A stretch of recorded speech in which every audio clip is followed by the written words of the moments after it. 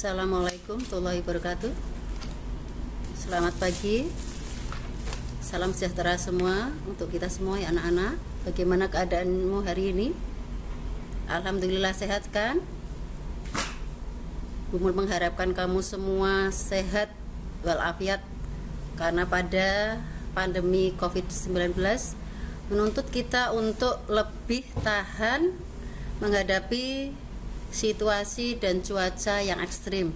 Saya mengharapkan anak-anak semua jaga diri dan jaga kesehatan. Jangan lupa makan minum yang sehat dan berolahraga. Anak-anakku yang berbahagia, untuk kesempatan kali ini Bumul akan memberikan satu kompetensi atau materi pada hari ini, yaitu tentang memahami teks cerita sejarah.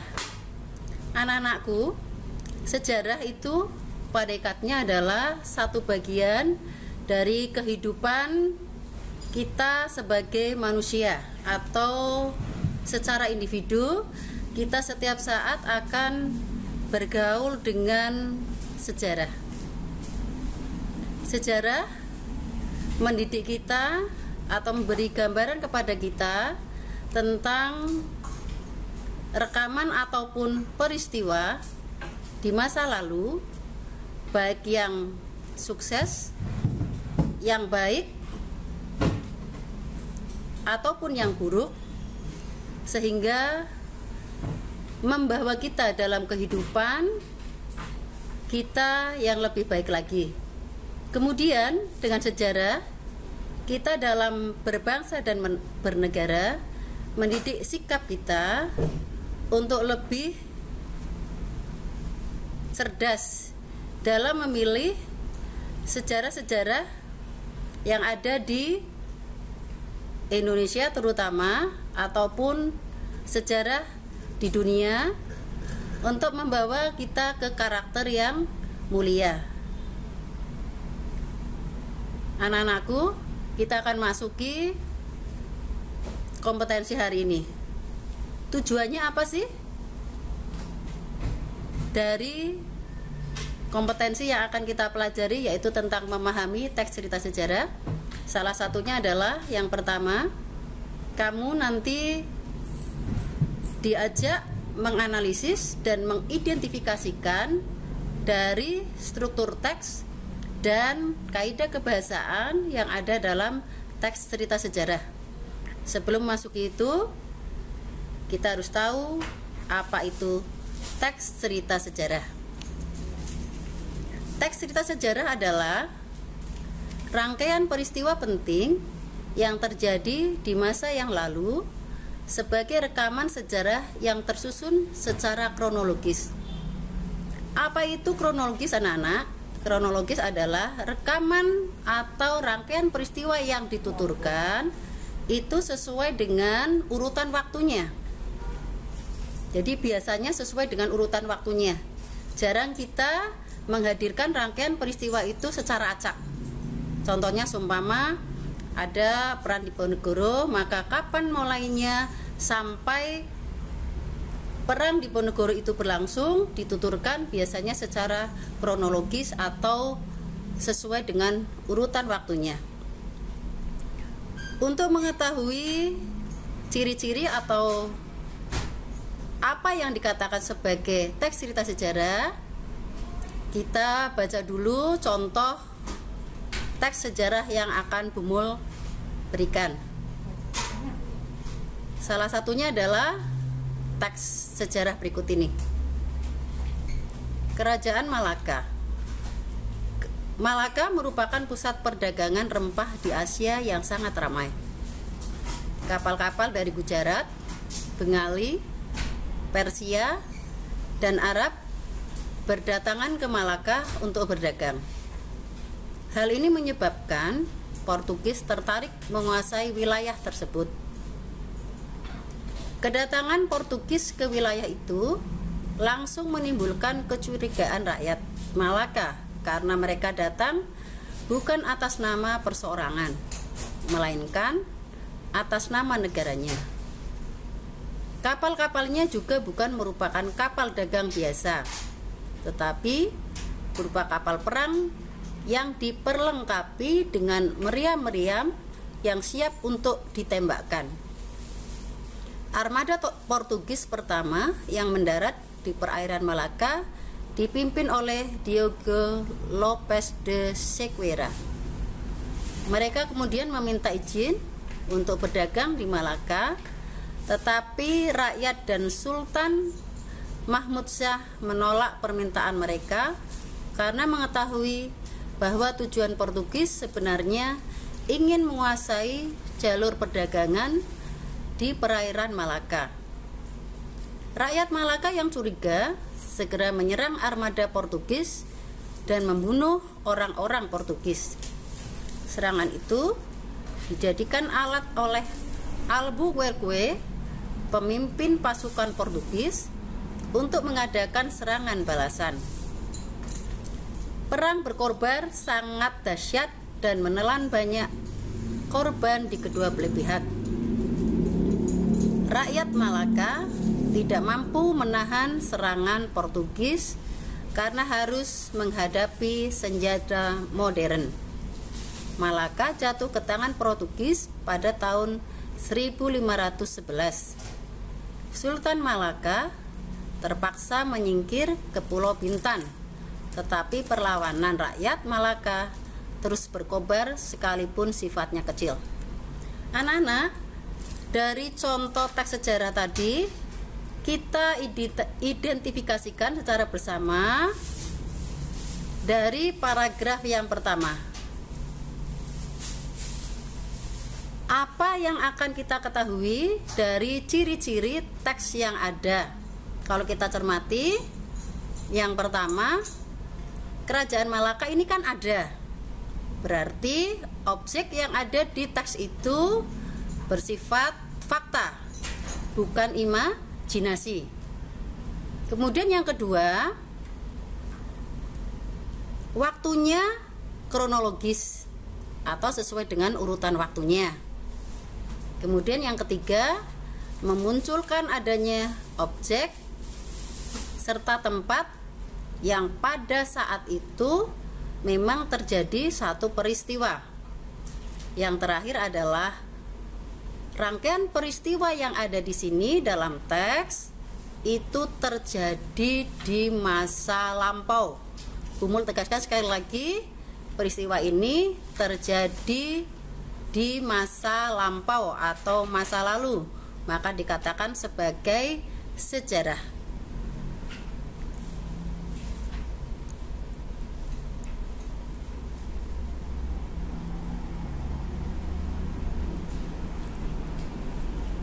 Berikutnya adalah sesuai dengan tujuan hari ini dalam materi yang ada, yaitu mengetahui struktur teks. Bagaimana kita akan mengetahui struktur teks sejarah?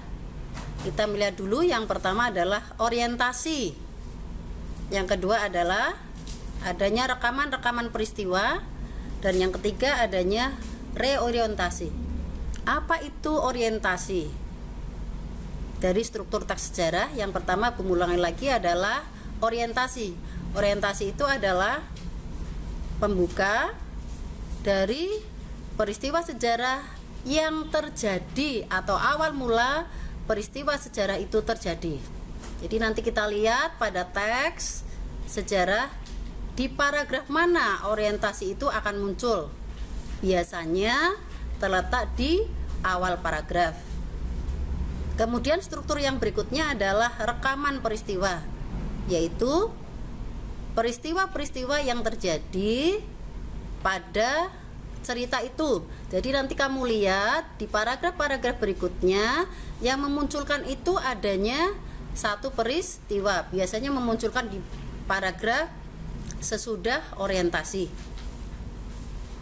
Di struktur yang ketiga adalah reorientasi, yakni penutup dari teks sejarah yang dimunculkan pada teks cerita sejarah tersebut. Pada reorientasi biasanya bersifat kesimpulan ataupun akibat ataupun penilaian. Kita coba dari teks yang pertama tadi Bu Mul katakan, Bu Mul bacakan. Kita coba bareng-bareng melihat, menganalisis dari struktur teks yang Bu Mul jelaskan tadi. Kita kembali ke teks awal. Dari contoh teks Kerajaan Malaka, mana dari orientasi yang ada atau pembuka dari teks sejarah dari teks ini muncul pada paragraf yang pertama.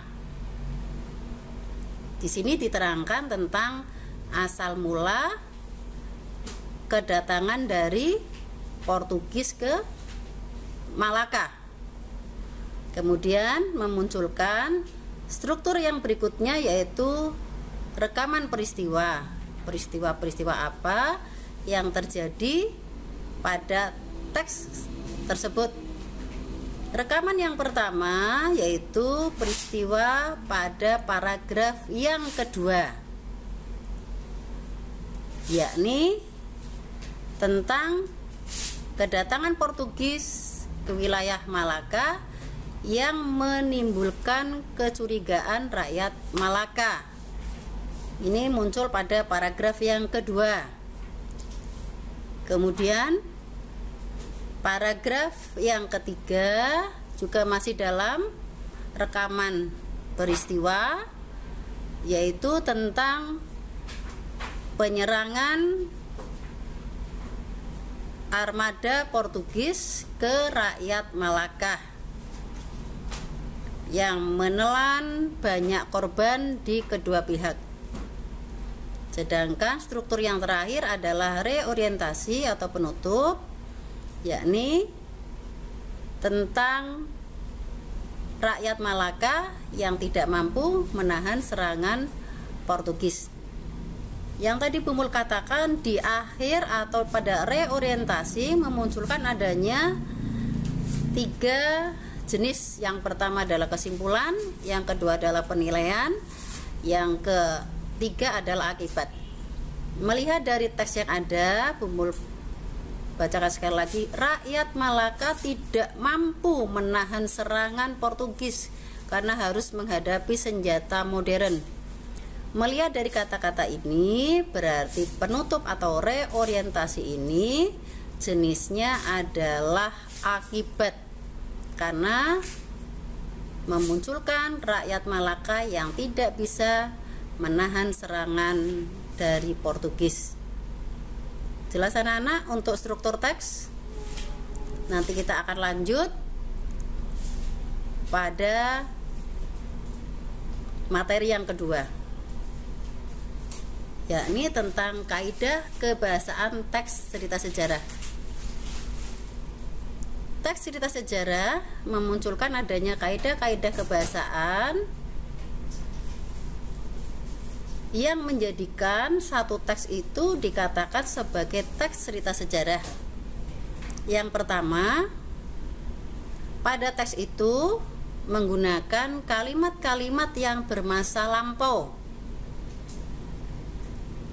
Kemudian yang kedua, menggunakan konjungsi temporal atau konjungsi waktu.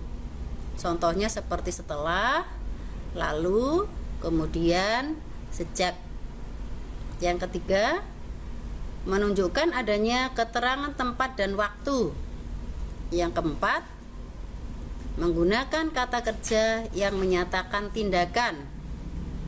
Yang berikutnya adalah menggunakan konjungsi kausalitas atau sebab akibat. Biasanya memunculkan di sini ada kata sebab, karena, oleh sebab itu.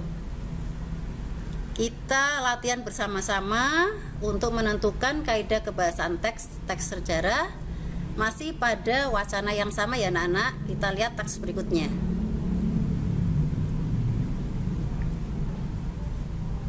Kita lihat pada paragraf yang pertama. Tadi Bu Mul ulangi lagi. Yang pertama, memunculkan adanya kalimat yang menyatakan masa lampau. Yang kedua, menyatakan konjungsi temporal. Yang berikutnya adalah menyatakan kata kerja. Kemudian berikutnya menyatakan kausalitas.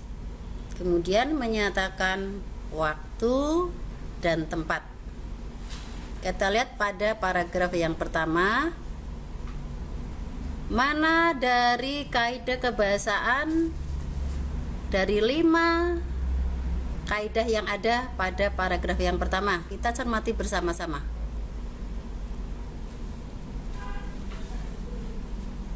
Di sini ada kata berdagang. Berdagang ini berarti sifatnya kata kerja tindakan. Itu yang pertama. Kemudian berdatangan juga menyatakan kata kerja tindakan. Kemudian menguasai juga menyatakan kata tindakan. Memunculkan dari paragraf yang kedua. Kita lihat di sini ada kalimat armada Portugis pertama yang mendarat di perairan Malaka. Maka di sini ada kaidah kebahasaan tentang keterangan tempat.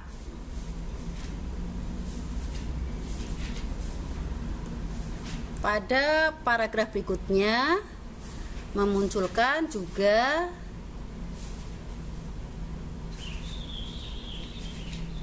kalimat yang menyatakan lampau. Mana ini? Muncul pada paragraf berikutnya, yaitu Malaka jatuh ke tangan Portugis pada tahun 1511. Maka dari 5 kaidah yang ada muncul pada contoh dari teks cerita sejarah Kerajaan Malaka.